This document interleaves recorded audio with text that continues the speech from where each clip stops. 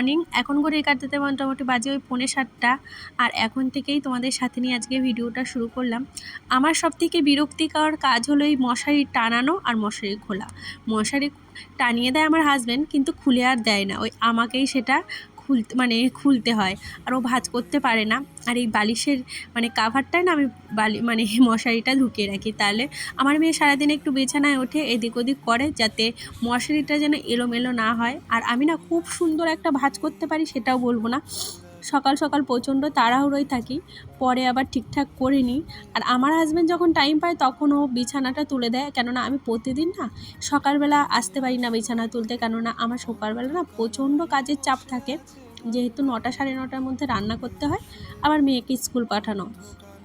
আজকে সকালবেলা না ভাত রান্না হবে না। আমার বরের সাথে ঝগড়া হয়ে গেছে, আমার বর ভাত খাবে আর আমি ভাত খাবো না। কেন বলো তো? ও একবারই খায়। আর আজকে সামনে হলো ইনভাইট আছে, তো একজনা মারা গেছে সেইখানে।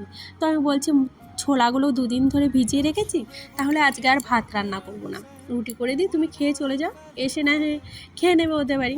তো ওর হবে না, ওর না সকালবেলা যতই যাই দাও সকালে ভাত লাগে।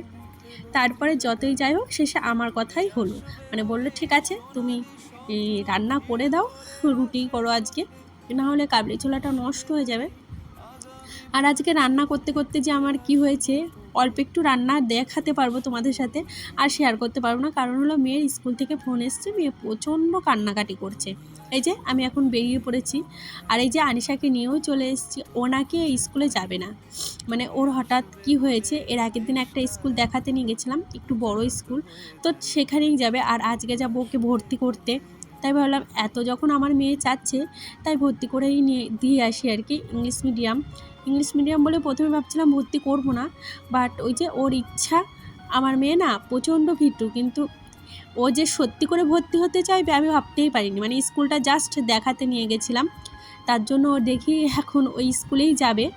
তো আমার হাজব্যান্ডও চেয়েছিল ভর্তি হোকও, কিন্তু ওই যে ভীতু বলে আমি ভয় পাচ্ছিলাম। আর যে আনিশা রেডি হয়ে গেছে, ওর সঙ্গে যে কী বক বক করছিলাম আমি নিজেও জানি না।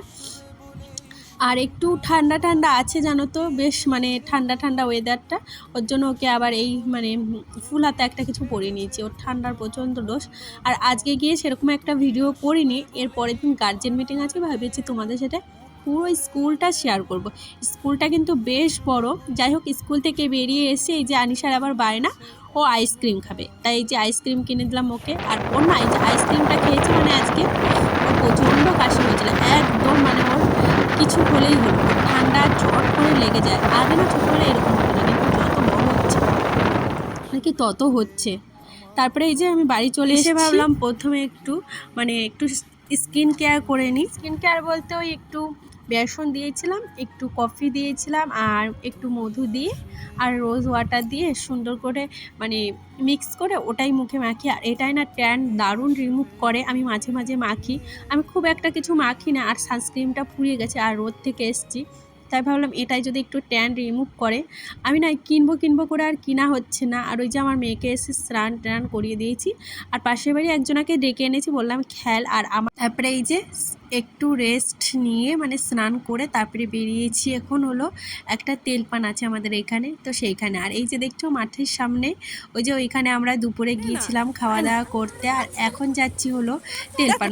আমাদের মধ্যে নিয়ম আছে, মেয়েদের 1 মাস আর ছেলেদের 21 দিনে তেলপান হয়, তো সেইখানে গিয়েছিলাম। আর এই যে হলো পুচকুসোনাটা 21 দিন নয়, প্রায় 2 মাস হতে গেছে। মা অনেক অসুস্থ ছিল, পায়ে অপারেশন হয়েছে। ও তো নর্মালে হয়েছে, বেশ সুস্থই ছিল, কিন্তু ওই যে মা অসুস্থ থাকায় অনেক দিন পর তেলপানটা হলো আর কি। আর ওর জন্য না, অন্য কারণে আর কি হয়েছে। আমাদের এখানে তেলপানে জানো তো কী হয় বলো তো, সবার মাথায় একটু তেল দেয়, আর এখানে পান খাওয়ানো হয় আর মিষ্টি। আর আমি তেল নিয়ে একটুখানি পান খেয়েছিলাম, পানটা আমার একটু খেতে ভালো লাগে বলে, তার জন্য। কিন্তু ওই মিষ্টি খাইনি, মিষ্টি আমি একদমই ভালো খাই না, যার জন্য আর খাওয়া হয়নি। আর এদিকে আমার ননদ দিয়েছিল পান, আমি খেয়েছিলাম। আর একটু দেখো পুচকু সোনাটাকে একটু কোলে না নিলে হয়, তার জন্য এই যে কোলে নিয়েছিলাম আর কি। এটা হলো পরের দিন সকালবেলা, সেদিন আর ভিডিও করিনি এসে। তো আমার বর এনেছিল শঙ্কর মাছ, আর শঙ্কর মাছটা আজকে রান্না করতে যে কী ভুল করেছি কি বলবো। শঙ্কর মাছ এনেছিল, তো শঙ্কর মাছটা না মানে রান্না একরকম করতে হয়, আমি আর এক রকম করেছি। এই যে শঙ্কর মাছের দেখছো না গায়ে কালো কালো, ওটা না মানে পরিষ্কার করতে হয়, সেটা আমার জানা ছিল না। পরে আমি যখন রান্না করেছি মানে চাপিয়েছি তারপরে জেনেছি। তো রান্নাটা এত বালি বালি রাখছি, কিন্তু আমি ওই যে পরিষ্কার করিনি, যার জন্য একদম বালি বালি হয়ে গেছিলো তরকারিটা।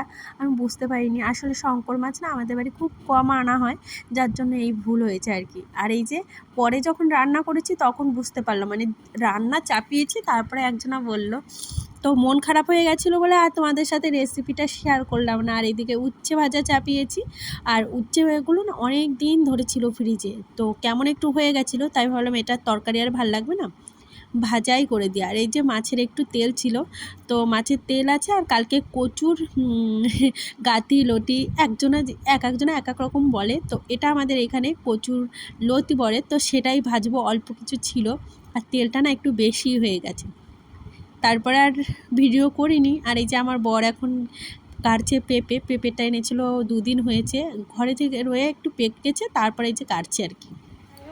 আজকে ভিডিওটা এখানেই শেষ করলাম, আর ভিডিওটা ভালো লাগলে প্লিজ একটা লাইক কমেন্ট করো, পাশে থেকো। তো আজকের মতো টাটা, দেখা হবে আবার একটা নতুন ভিডিও।